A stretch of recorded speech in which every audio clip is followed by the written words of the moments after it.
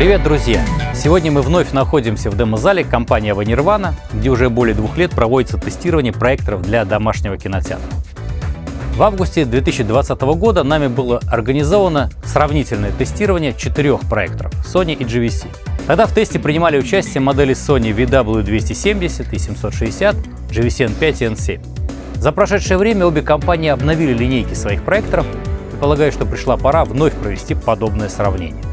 Sony и GVC почти полностью сосредоточились сейчас на выпуске лазерных проекторов, поэтому в нашем сегодняшнем мероприятии также будут принимать участие только проекторы, основанные на лазерном источнике света и технологии LCOS. В первой части тестирования мы проведем баттл между проекторами Sony XW5000 и GVC NZ7.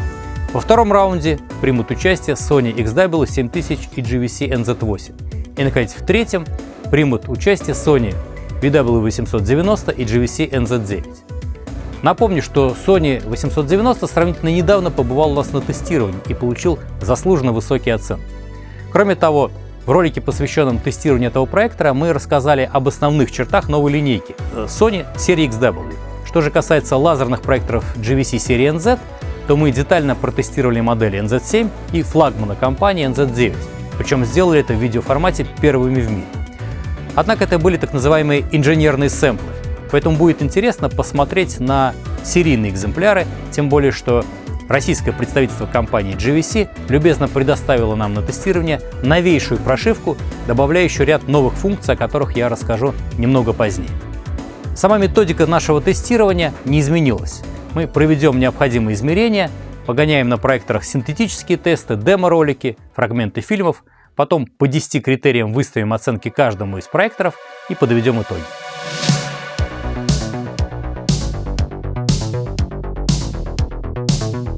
Итак, начинаем мы с аппаратов, которые в линейках лазерных проекторов каждой из компаний занимают начальное положение: Sony XW5000 и GVC NZ7. GVC NZ7 достался нам в варианте Reference модели RS2100, который отличается от оригинала таким золотым кольцом вокруг объектива. Тем не менее очевидно, что GVC NZ7 даже по спецификациям аппарат более высокого уровня, и одноклассниками их назвать довольно сложно. Чем же тогда обусловлен наш выбор? Дело в том, что в текущей линейке лазерных проекторов GVC DLA, то есть серии NZ, просто нет аппарата, аналогичного Sony XW5000. Напомню, что последний довольно существенно упрощен по сравнению со своими старшими собратьями в части оптического блока. Оптика у него не моторизованная, то есть управляется полностью механически, вручную, колесиками на корпусе. Отсюда и нет памяти объектива, позволяющей сохранить несколько значений положения оптики. Да и сам объектив внешне довольно бюджетный. Это, по сути, усовершенствованная версия того же объектива, что ранее использовался на Full HD проекторах Sony. Созданием такого проектора компания попыталась сделать максимально доступным вход в мир лазерных проекторов с нативным Ultra HD разрешением. Насколько ей это удалось и как этот проектор будет держать удар в схватке с более технически продвинутым соперником, мы сейчас и посмотрим. Что касается средней модели в новой линейке Sony, а именно XW6000, в сравнении с которой GVC NZ7 было бы более уместным, то она пока недоступна нам для тестирования. Далее проведем обзор технических характеристик проекторов, участвующих в первом раунде тестирования. Итак, Sony VPL XW5000. Довольно компактный проектор, особенно в сравнении с GVC NZ7. Sony специально подчеркивает в своих рекламных брошюрах, что это самый компактный в мире лазерный проектор с нативным 4К. Вес аппарата всего 13 кг. Его дизайн в целом наследует традиции проекторов серии VW. Заявленная яркость 2000 ANSI люмен. Традиционно для Sony значения нативной контрастности не указываются, написано лишь, что динамическая контрастность при использовании лазерного димминга составляет бесконечность к 1. Производитель заявляет цветовой охват 95% DCI-P3, при этом специального DCI-фильтра проектор не имеет. XW5000 основан на новых SXRD панелях с размером 0,61 дюйма с разрешением Ultra HD. В отличие от серии VW, модели серии XV не имеют механической диафрагмы в объективе, и световой поток в них можно регулировать только с помощью лазерного источника света. Возможности сдвига объектива достаточно широкие и составляют плюс-минус 71% по вертикали и 25% по горизонтали. Проектор поддерживает формат HDR10 и принимает на вход 4К сигнал с частотой 60 Гц. Производитель оснастил проекторы новой линейки своим топовым процессором X1 Ultimate и обещает улучшенную систему динамического тон-маппинга сигнала HDR10. Как я уже говорил, GVC NZ7 был у нас на тестировании год назад, поэтому я только кратко напомню его основные характеристики. Рядом с Sony проектор GVC кажется огромным, да и весит он почти вдвое больше. Заявленная яркость и нативная контрастность 2200 люмен и 40 тысяч к 1 соответственно. Так же как у Sony, у GVC NZ7 отсутствует цветофильтр DCI. Аппарат оснащен диафрагмой объектива, с помощью которой в сочетании с 3 уровнями мощности лазерного источника света можно довольно гибко регулировать световой поток. Главное отличие NZ7 от соперника сводится к следующему. Во-первых, это HDMI 2.1 с поддержкой на вход 8К видео с частотой 60 Гц и 120 Гц для 4К сигнала, а также систему увеличения разрешения 8К eShift. Во-вторых, поддержка HDR10 плюс с динамическими метаданными альтернативного Dolby Vision стандарта. В-третьих, полная моторизация оптики с памятью объектива и диапазоном сдвига объектива плюс-минус 80% по вертикали и 34% по горизонтали. Помимо этого, можно упомянуть, что аппарат основан на панелях размером 0,69 дюйма с полным 4К разрешением, то есть 4096 на 2160 пикселей. Оснащен фирменной системой динамического тон-маппинга, Frame Adapt HDR и алгоритмом Theater Optimizer. Вначале я обещал, что расскажу о новой прошивке для проекторов GVC серии NZ, которую мы получили для тестирования от российского представительства компании GVC. Итак, какие можно отметить главные изменения, произошедшие в этой прошивке? Параметром настройки HDR Level был заменен параметром HDR Quantizer, в котором появился пункт Auto White, который, как и ранее, подстраивает алгоритм тон-маппинга в зависимости от метаданных видеоряда, но отдает приоритет большей яркости изображения. Кроме того, в меню выбора режимов изображения был добавлен так называемый Filmmaker Mode, минимизирующий вмешательство в видеоряд со стороны процессора проектора. И, наконец, был добавлен третий режим динамического лазерного затемнения – Mod 3, о котором так долго просили некоторые участники AWS форума. Этот режим в минимальной степени воздействует на общую яркость изображения, не делает яркие участки изображения тусклыми ради усиления глубины черного, но при этом обеспечивает полное отключение лазера на абсолютно черных кадрах, называемый Full Fade to Black. Из менее значимых нововведений можно отметить новые режимы Frame Adapt HDR, позволяющие более гибко подобрать настройки в зависимости от условий просмотра. Мы измерили яркостные характеристики обоих проекторов, и я сейчас назову максимальные измеренные значения. Более же подробные цифры вы можете увидеть в этой таблице. Итак, яркость проектора Sony XW5000 в наиболее ярком режиме на максимальном значении мощности лазера и максимальном зуме составила 1970 люмен. У GVC NZ7 2140 люмен. Максимальная нативная on-off контрастность у Sony XW5000 в самом ярком режиме на минимальном зуме составила 18800 к 1, в режиме референс 14900 к 1. У GVC на полностью закрытой диафрагме 60600 к 1. Это значительно выше паспортного значения, при этом и в режиме Natural на открытой диафрагме она остается высокой 28800 к 1. Контрастность по методике ANSI у Sony составила внушительные 380 к 1, у GVC 185 к 1. Напомню, что протестированный нами год назад инженерный сэмпл GVC NZ7 показал существенно более высокое значение – 300 к 1.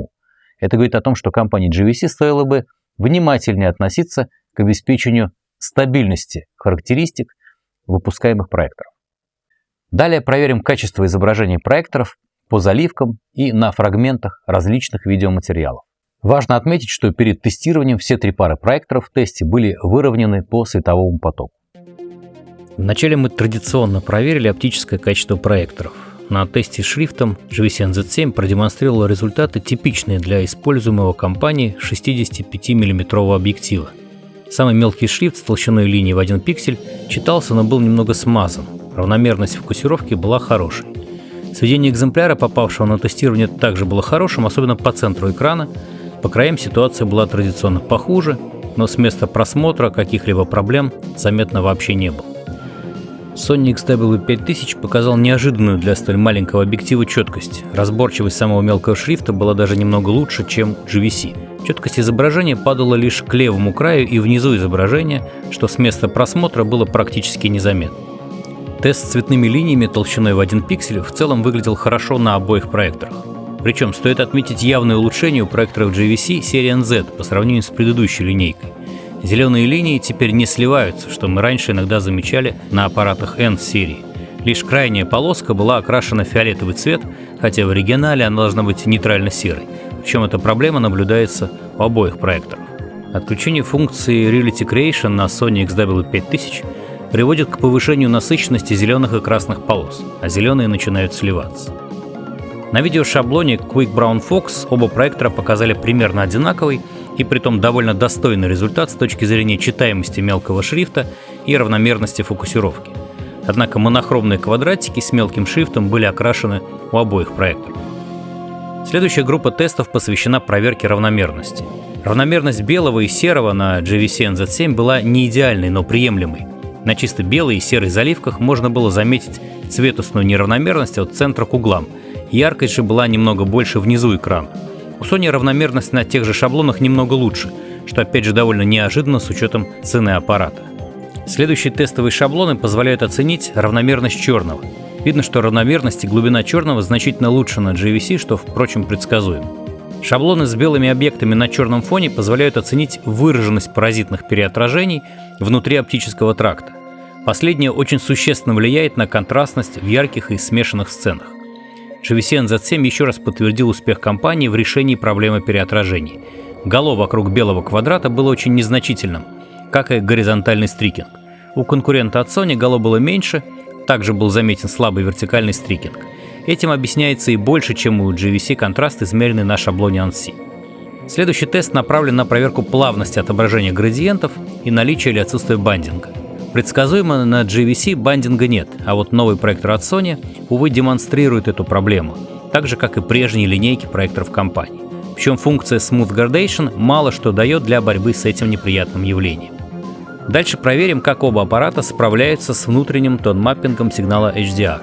При использовании шаблона с типичными для фильмов плашками с яркостью до 4000 нит пальму первенства можно вручить GVC, который без проблем отображает большую часть плашек. В подавляющем большинстве фильмов это позволит без проблем воспроизвести видеоряд в формате HDR.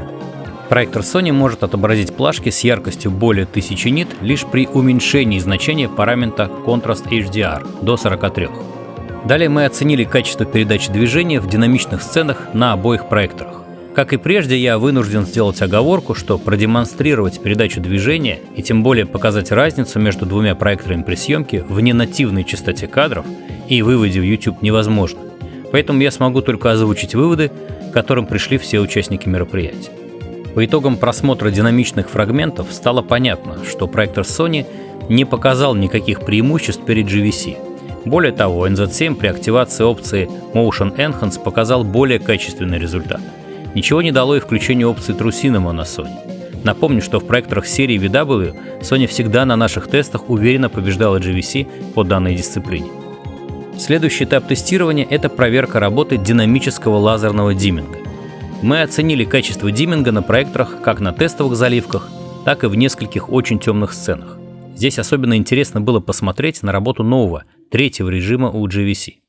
Мы последовательно переключали режимы работы лазерного затемнения и сделали вывод о том, что наиболее агрессивно понижал мощность лазерного источника света режим 2, но без изменения цветовой температуры, как это происходило в моделях GVC прошлой линейки. Новый режим Mod 3 работал незаметно до такой степени, что каких-либо изменений в яркости и контрастности картинки даже в самых темных сценах на глаз вообще не было заметно. На заливке с белым квадратом на черном фоне этот вывод подтвердился. При активации Mod 3 яркость не менялась. Причем на абсолютно черных кадрах лазер в этом режиме не отключался. Так что принципиальных изменений в этом плане новая прошивка, увы, не дала. Что касается проектора Sony XW5000, то та же самая сцена из Дома Дракона на нем выглядела, что называется, вымытой, а преимущества GVC на подобных сценах были ожидаемы. Причем активация динамического лазерного затемнения на проекторе Sony не давала практически ничего в плане глубины черного, влияя лишь на общую яркость кадра. Наконец, перейдем к просмотру фрагмента фильмов Full HD SDR. Сначала мы запустили на двух проекторах фрагмент одной из первых сцен «Бессмертного Титаника» Джеймса Кэмерона. Сцена очень красивая, яркая, богатая полутонами и оттенками. Несмотря на солидный возраст фильма, на обоих проекторах она выглядела очень хорошо. Однако общий естественный характер изображения на Sony был лучше. У GVC контуры лиц персонажей были грубее, будто перешарпленными, при том, что параметры усиления резкости в MPC стояли довольно умеренно. Однако мы с удивлением обнаружили, что включение на GVC NZ7 алгоритма увеличения разрешения 8К и Shift возвратил искомую естественность изображения. Никаких грубых контуров больше не было, но в сравнении с Sony картинка казалась более насыщенной и контрастной. Красивая сцена с русалками из четвертой части «Пиратов Карибского моря» на странных берегах достаточно сложная для любого проектора. В ней много очень темных и ярких участков, масса деталей. Оба проектора прекрасно справились с ней, причем если на GVC высокая контрастность и уровень черного были предсказуемо очень хороши, то Sony XW5000 неожиданно удивил нас очень пластичным, четким, живым и контрастным изображением. Не было даже нарекания на глубину черного, это не случайно, так как обилие ярких элементов на практически черном фоне проявляет сильную сторону Sony – высокий внутрисценовой контраст от On-Off до On-C. Теперь посмотрим фрагменты фильмов в HDR. Кадры из второго сольного фильма про Доктора Стрэнджа в мультивселенной «Безумие» на GVC выглядели отлично. Насыщенный цвет, глубокий черный делают изображение по-хорошему вкусным. Конкурент от Sony при настройке параметра Contrast HDR на 39 и режиме Cinema Film 1 выдавал гораздо более темную и скучную картинку. Мы попробовали включить режим IMAX Enhancement и максимальную мощность лазера, и это изменило ситуацию. Картинка сразу приобрела насыщенность и глубину, и даже выглядела более четкой за счет алгоритма Reality Creation, работающего традиционно более тонко и качественно, чем аналогичный у GVC. Дюна Дени Вильнёва превосходно выглядела на обоих проекторах, но преимущества алгоритма Frame Adapt у GVC все же были очевидны. На нем не приходилось выбирать, чем жертвовать – общей яркостью кадра или деталями в цветах и тенях. А вот на Sony ползунок Contrast HDR пришлось поднять для получения приемлемой общей яркости, что приводило к некоторой потере деталей в цветах, либо нужно было поднимать мощность лазерного источника света, а значит и поднимать, то есть ухудшать уровень черного. Фрагмент очень необычного фильма Джорджа Миллера с изобретательным и красивым видеорядом «3000 лет желаний» оба проектора продемонстрировали очень хорошо, но на GVC картинка казалась богаче за счет насыщенности и глубины черного, а Sony вновь удивил большей четкостью и естественностью структуры изображения.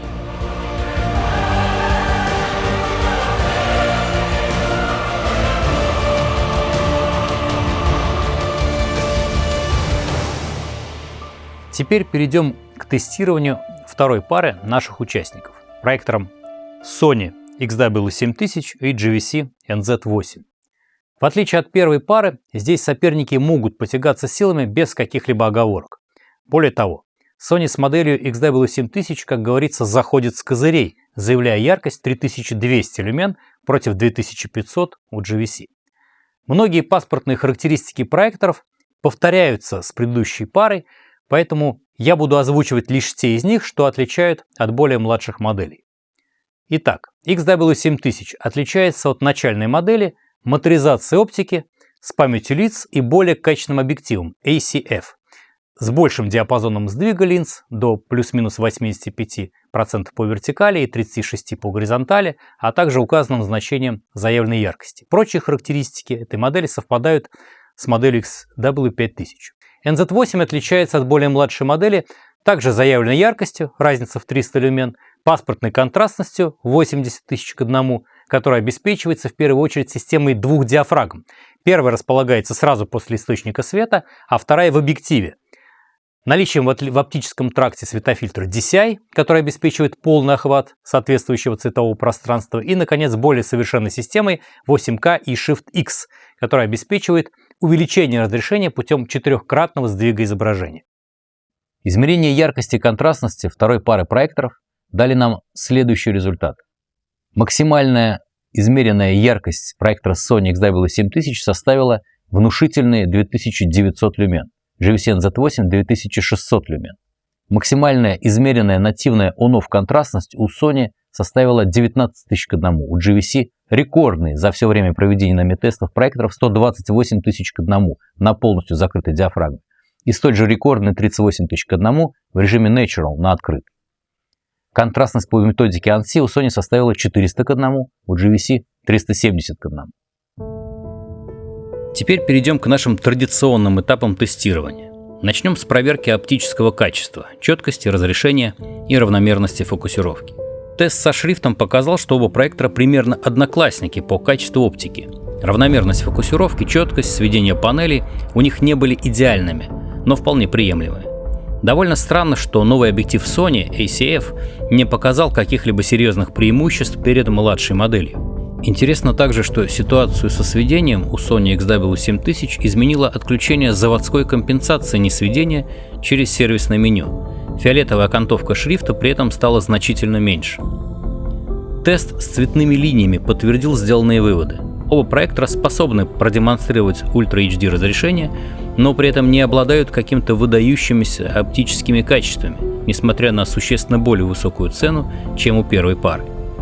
Тем не менее, тест Quick Brown Fox на Sony выглядел несколько острее, чем на GVC, но только по центру кадра из-за не самой лучшей равномерности фокусировки. Проверка равномерности белого и серого не принесла нам каких-то сюрпризов. Оба проектора показали хорошую яркостную и цветостную равномерность. Равномерность черного и его глубина были просто великолепны на GVC NZ8. Никаких ярких углов мы не увидели. На Sony черный был ощутимо светлее, вдвое более низкий нативный контраст было видно, как говорится, невооруженным взглядом. Белый квадрат на черном фоне лишь подтвердил высокий ANSI-контраст обоих аппаратов, что является следствием высокого качества оптического тракта и минимизации паразитных переотражений внутри него. При этом граница между черным и белым у Sony XW7000 была более четкой, чем у конкурента от GVC. В любом случае оба аппарата прошли тест на отлично. Тест на бандинг дал нам ровно ту же картину, что мы наблюдали у первой пары проекторов. На GVC бандинга не было, а у Sony он, увы, присутствует. Так что даже топовая модель новой линейки оказалась не свободна от этой проблемы, несмотря на новый процессор обработки изображений. Равным образом, как и в младшей модели, функция Smooth Gradation несущественно помогает в ее решении на значении Low и создает дополнительные артефакты на среднем и высоком значениях. Тест на внутреннюю обработку HDR-сигнала дал предсказуемые результаты. GVC NZ8 даже на стандартных параметрах Frame Adapt HDR прошел этот тест без проблем. Sony XW7000 тест провалила, лишь с понижением ползунка Contrast HDR до значения 43 тест был пройден. Но, как я уже говорил, это влечет понижение общей яркости кадра. Проверка воспроизведения движения в динамичных сценах дала те же самые результаты. Даже в старшей модели новой линейки Sony не смогла сохранить тот же уровень качества, что показывали модели серии VW, а GVC при активации Motion Enhance на Low выглядел даже лучше Sony, что, впрочем, невозможно увидеть на YouTube. Затем мы проверили работу динамических систем управления мощностью лазерного источника света на кадре из последнего сезона «Очень странных дел». На GVC NZ8 мы последовательно переключали режимы работы лазерного димминга от «Выключено» до «Мод 3». Выводы, сделанные при тестировании GVC NZ7, вновь подтвердились. Первые два режима ощутимо меняют яркость, контрастность и глубину черного. А вот «Мод 3» заметного влияния на изображение не оказывает, что подтверждается также и замерами. Переключение на проектор Sony XW7000 в столь темной сцене может продемонстрировать только одно – сокрушительное превосходство GVC по нативному контрасту и глубине черного, особенно если учесть рекордные значения, измеренные нами у NZ8. Однако в старшей модели линейки, в отличие от XW5000, активация лазерного димминга ситуацию меняет более ощутимо. Даже на значении Limited мощность лазера заметно понижается, но таких контраста и глубины, как на GVC, достичь Sony все равно не получается. Затем мы посмотрели на конкурирующих проекторах сцены из фильмов, записанные в стандартном динамическом диапазоне. Яркие кадры из Австралии База Лурмана радовали глаз на обоих проекторах, но Sony XW7000 показалась нам детальнее и острее GVC NZ8, благодаря эффективной работе алгоритма Reality Creation. а GVC был богаче по цвету и общей, если так можно выразиться, киношности изображения. Сочетание рекордного нативного и ANSI контраста делало картинку максимально пластичной. Преимущества NZ8 по контрастности были заметны даже на черных полосах сверху и снизу изображения. Фрагмент из классики Майкла Бэя Pearl Harbor содержит как очень темные, так и максимально светлые элементы. Ну и самое главное, конечно, это ярко-красное платье Кейт Бекинсейл. Изображение, которое дает на этой сцене GVC NZ8, вызывает только восторг. Оно максимально сочное, фактурное и при этом естественное. Черный цвет очень глубокий даже в сочетании с яркими элементами в кадре. Картинка у Sony XW7000 была объективно очень хороша, но все же выглядела более плоско. Главный кинохит года Top Gun Maverick снят очень зрелищно, и оценить весь его масштаб можно только на полноценной системе домашнего кинотеатра с проектором и большим экраном. Оба проектора прекрасно справляются с этой сценой, но преимущество покадрового динамического тонмаппинга GVC очевидны. Замечу, что был выбран новый режим Frame Adapt 2, появившийся именно в последней версии прошивки. Ему превосходно удается одновременно показать все детали на залитом слепящим солнцем ландшафте и мотоцикле героя Тома Круза, сохраняя общую высокую яркость сцены и глубокие темные тона. «Однажды в Голливуде» — последний шедевр Квентина Тарантино. Сцена драки Клиффа и Брюса Ли также не из числа простых для проекционной технологии. Она достаточно светлая, но в ней много черных элементов одежды героев. GVC NZ8 без труда справляется с поставленной задачей, демонстрируя фактуру одежды, сочные цвета и хорошую передачу движения с активированной функцией Motion Enhance. Конкурент от Sony справляется похуже. Картинка более скучная, но в целом выглядит естественной, а цветопередача корректной.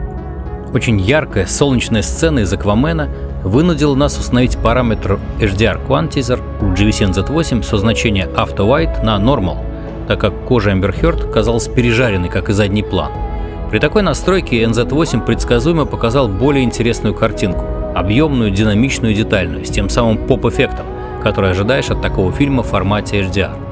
Sony XW7000 на этой сцене также показал достойный результат, картинка была очень четкой и контрастной, но теневые участки изображения выглядели немного хуже, да и в целом по сравнению с GVC NZ8 оно выглядело несколько проще. Наконец, мы дошли до финальной пары проекторов, участвующих в нашем сравнительном тестировании. Это Sony VW890 и GVC NZ9. Обе модели ранее уже побывали в нашей тестовой лаборатории. Бескомпромиссное качество и огромные диаметры объективов – вот что сразу обращает на себя внимание. Именно это в первую очередь позволило сделать их спарринг-партнерами в финале нашего мероприятия. Но, безусловно, эти два проектора довольно разные. Давайте я напомню ключевые характеристики. Согласно данным производителя, лазерно-фосфорный источник света проектора Sony VW890 выдает 2200 ANSI-люмен. В отличие от новой линейки XW, проектор выполнен на основе трех панелей размером 0,74 дюйма с полным 4К разрешением. Разумеется, оптика моторизована, есть возможность сохранения настройки объективов для разных форматов экрана. Стоит специально подчеркнуть, что для этой модели компания Sony специально предлагает широкоугольный объектив, причем такого же качества RCF, который позволит получить картинку большого размера с относительно близкого расстояния до экрана. Проектор принимает на вход сигнал с разрешением 4К и частотой 60 Гц, поддерживает сигналы HDR10 и HLG, однако не имеет светофильтра DCI-P3. 890 значительно крупнее и тяжелее новых моделей от Sony, да и весит он довольно солидно – 22 кг.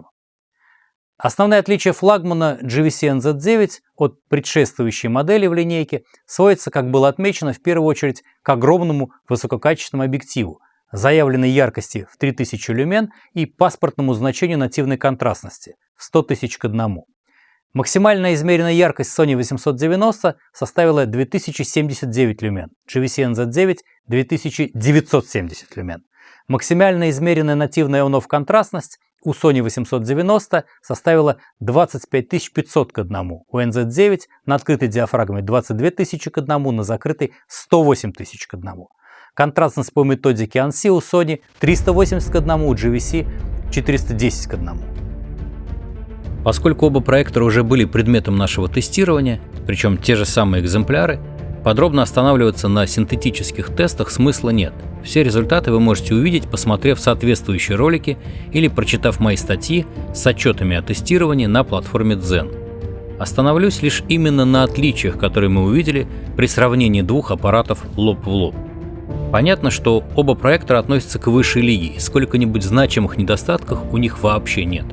Тем не менее, в тестах на качество оптики Sony неизменно выглядела лучше с точки зрения разрешения и детализации, но на тесте с цветными линиями давала явную фиолетовую окраску черных линий.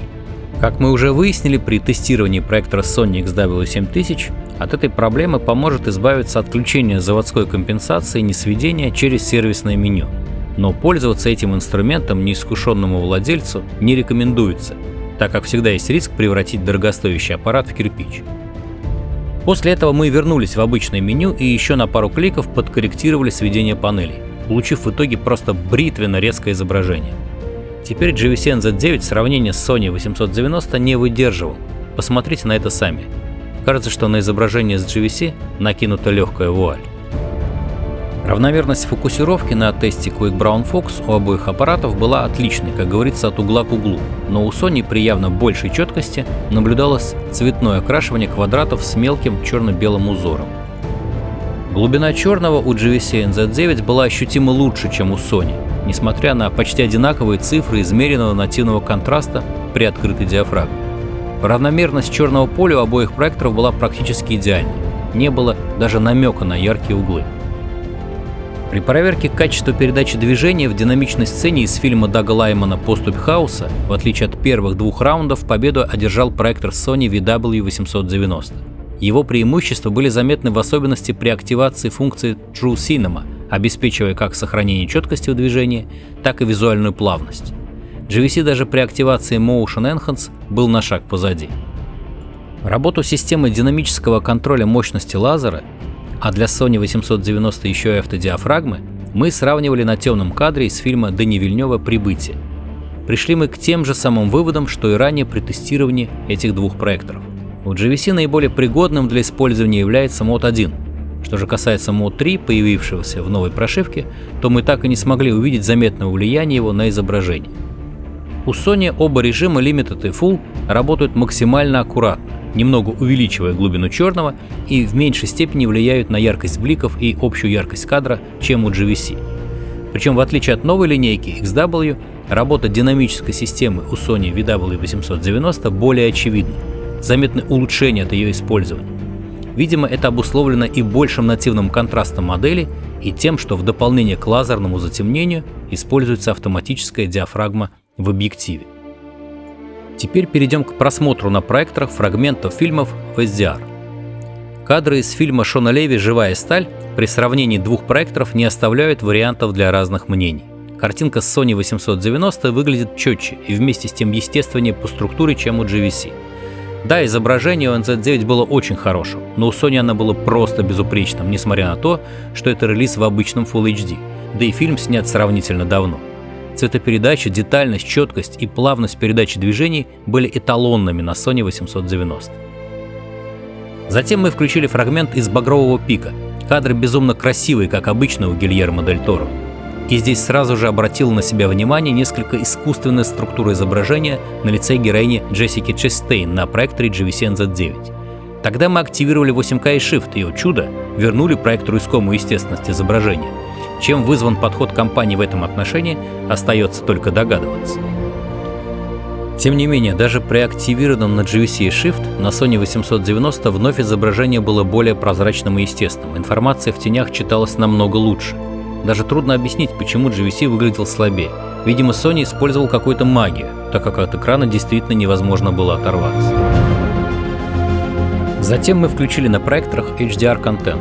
Первым было новое Ultra HD издание великолепного научно-фантастического боевика «Грань будущего». Сравнение изображения в лоб с двух проекторов сразу дает понять очевидные преимущества динамического тон-маппинга HDR у GVC. Картинка яркая, сочная и живая, цвета очень богатые. Но структура изображения и его четкость, а также передача динамики вновь лучше на Sony. Все же у Sony 890 более высокое качество объектива, и это видно на любом материале. Сверхтемная сцена из мистического хоррора «Доктор Сон», продолжение культового «Сияния», при выводе на оба проектора сразу дает понять, кто в доме хозяин. Здесь GVC одерживает сокрушительную победу над конкурентом. За счет великолепной глубины черного и покадрового динамического тон-маппинга изображение получается очень объемным. Бездонно-черный и глубокий космос с яркими звездами и огнями ночного города внизу выглядит потрясающе. Проектор Sony фактически провалил это испытание. Картинка была плоской, безжизненной, вместо черного космоса мы увидели в лучшем случае темно-серый. Все это еще раз говорит о желательности использования в связке с этим проектором внешнего устройства для тон-маппинга, будь то специальный видеопроцессор или компьютер с мощной видеокартой. Невероятно красивые кадры из документального сериала «Крошечный мир» поражают буйством красок и детализацией. И здесь вновь Sony ушел в отрыв от конкурента по качеству оптики. Изображение не казалось записью, демонстрируемой на экране. Оно превратилось в распахнутое окно в реальность, когда уже не возникает вопросов о цветопередаче, разрешении или контрастности. Фактура объектов, натуральность картинки были выше всяких похвал.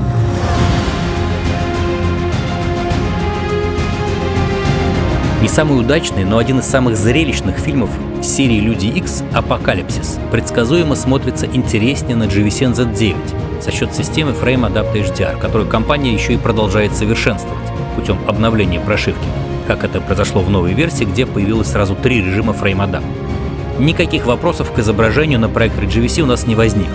Он вновь безупречно справился с отображением всех аспектов кадра, от самых темных участков до самых ярких зеркальных бликов. Картинка была яркой и увлекательной. Sony VW890 тоже справился с этой сценой весьма достойно, особенно по четкости и естественности структуры изображения. Текстуры костюмов персонажей, общая объемность картинки были лучше, чем у GVC, но изображение казалось немного обесцвеченным. При ручном вмешательстве в настройки можно было добиться результата, близкого к GVC. Но мы решили попробовать подключить Sony к компьютеру с рендером MedVR, который обеспечил покадровый тон-маппинг видео. Выводы о том, что изменилось, вы можете сделать сами, просто сравнив результат.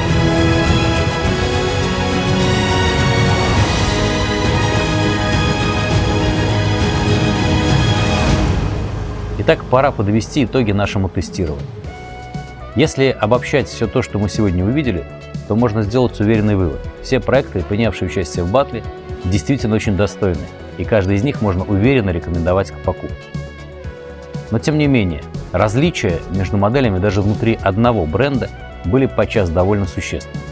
Итак, начнем по порядку. В первой паре соперников GVC NZ7 и Sony XW5000 по сумме баллов победила модели GVC. Это, конечно, было ожидаемо даже по разнице в оснащенности моделей, начиная от моторизации оптики и заканчивая современными портами HDMI 2.1. Однако Sony XW5000 преподнесла нам ряд приятных сюрпризов, которые мы просто не ожидали от него увидеть. Первое – это, конечно, отличная четкость и в целом оптическое качество, удивительное для столь небольшого объектива, самого маленького по диаметру среди всех протестированных сегодня проекторов. Кроме того, XW5000 просто положил на обе лопатки GVC NZ7 по измеренному значению контраста по методике ANSI, а цифры подтверждались и при просмотре ярких и смешанных сцен.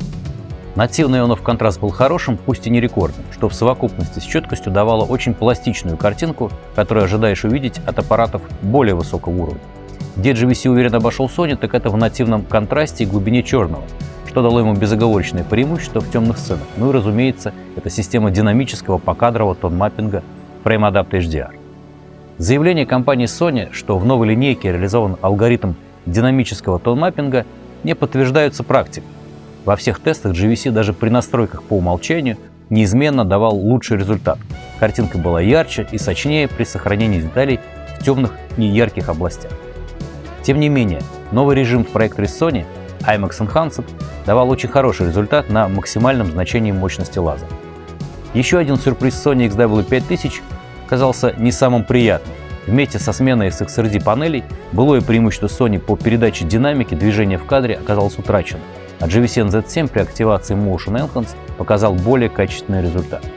Sony не помогло и включение опции True Cinema, которая на моделях прежней линейки давала отличный результат. Тем не менее, если суммировать все сказанное, достоинство Sony XW5000 перевешивает недостатки, и он оказался самым приятным и неожиданным открытием нашего теста. Во втором раунде практически безоговорочную победу над Sony XW7000 одержал GVC NZ8. просто выдающийся по нативной контрастности при одновременно высокой контрастности ANSI.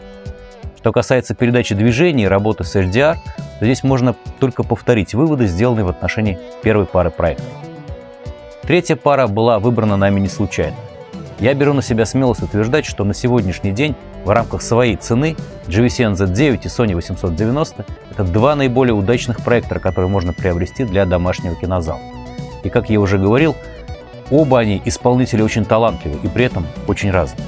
Да, по сумме очков GVC NZ9 оказался впереди Sony 890, но это не тот разрыв, который позволяет признать такую победу разгромом соперника. В активе GVC NZ9 Frame Adapt HDR, значительно превосходящая яркость и более глубокий черный. Чем же тогда так хороша Sony 890? Это просто нужно видеть своими глазами.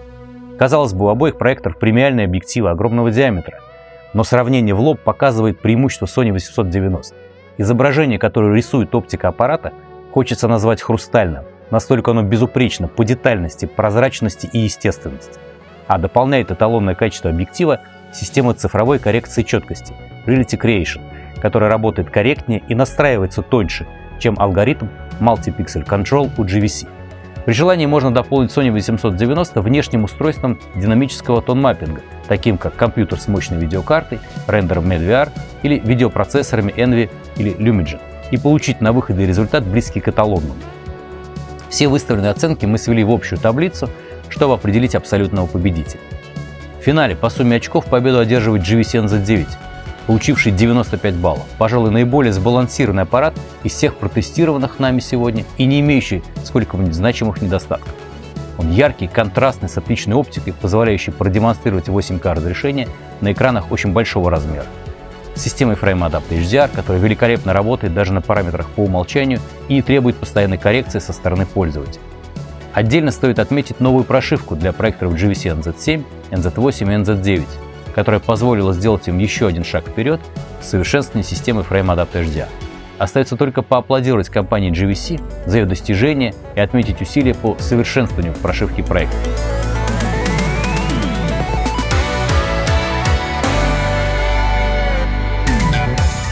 Лично убедиться в правильности наших выводов, составить собственное мнение вы можете, посетив демозал компании Avanirvana, где у вас будет уникальная возможность увидеть все протестированные сегодня проекты.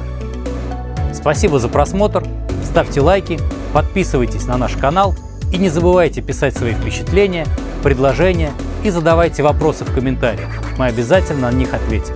Мы дорожим вашим мнением. Удачи и до скорых встреч!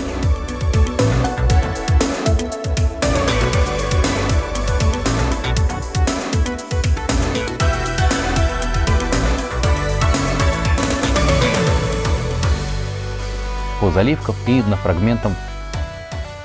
Заливков и инофрагментов. А кто пикает? Что это пикает? С GVC NZ7 был бля-бля-бля-бля. Это мне вискарь пришел, между прочим. Да. Значит, вопрос главный. Артем, какие тебе самому больше нравятся проекторы? Sony или GVC? И почему? Очень просто. Я любитель «Звездных войн». Мне важно, как аппарат показывает космос. По этой причине я выбираю GVC. Потому что черный у GVC лучший в индустрии. У меня есть вопрос. Вот у меня есть ламповый проектор. Вообще лазерный стоит покупать? Это прям круто-круто? Хороший вопрос. Не то чтобы круто-круто, но лазер дает некоторые преимущества. Первое преимущество – это долгое время жизни этого источника света, без необходимости его замены там раз в несколько лет.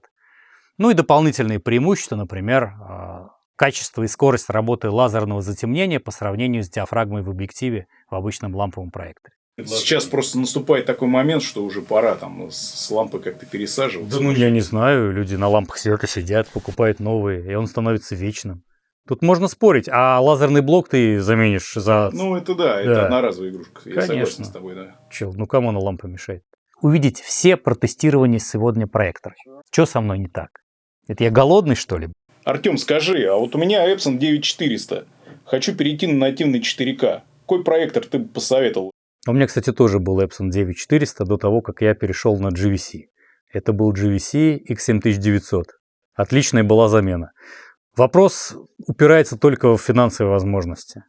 Какой можно позволить, да? На самом деле, на сегодня Что-то близкого по цене к Epson 9400 в принципе-то нет. Вот то, что мы сегодня тестировали, наверное, самый оптимальный вариант – это Sony XW5000. Отличный аппарат и по контрасту, и по разрешению, и по оптике. Ну и вообще в целом очень сбалансированно он показался, поэтому однозначно рекомендую.